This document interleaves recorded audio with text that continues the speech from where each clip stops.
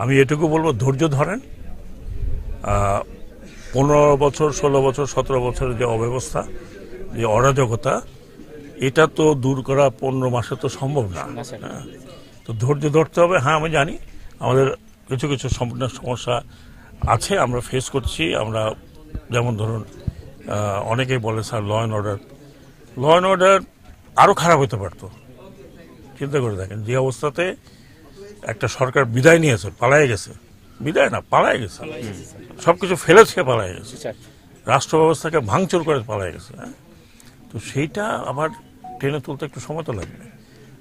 সমস্যা আছে, সমস্যা হয়তো আরও ভালো হতে পারতো, বাট আমরা সর্বতভাবে চেষ্টা করছি, আমরা যতজন আছি, যাতে ল অ্যান্ড অর্ডার ভালো হয়।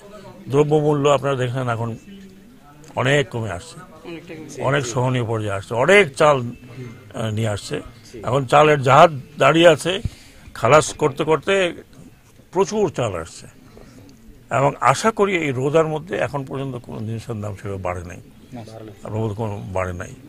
এবং প্রচুর রোজার সামগ্রী, খেজুর, আপনার বুট, ছোলা, দুনিয়ার কোথা থেকে আসছে আমি জানি না। আমি তো চিটাগং পোর্ট নিয়েও ডিল করি।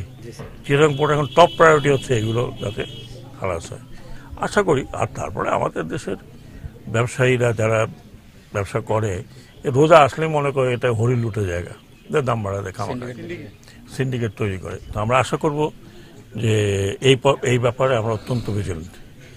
যখনই আমরা বসি ক্যাবিনেটে, তখনই এই কথাটা হয় যে রোজার মধ্যে যাতে মানুষের এই রোজার সময় এই ধরনের কোনো কর্মকাণ্ডের মধ্যে না থাকে। আমরা অত্যন্ত কঠোর হস্তে চাই যে সবাই মিলে আপনারা কঠোর হন এই বিষয়ে। সিন্ডিকেট প্রশাসনকে বলবেন, প্রশাসনকে নির্দেশ দেওয়া আছে, ওনারা গেছিলেন কয়েকদিন আগে, যে তারা যেন এই ধরনের সিন্ডিকেটকে ভেঙে দেয়।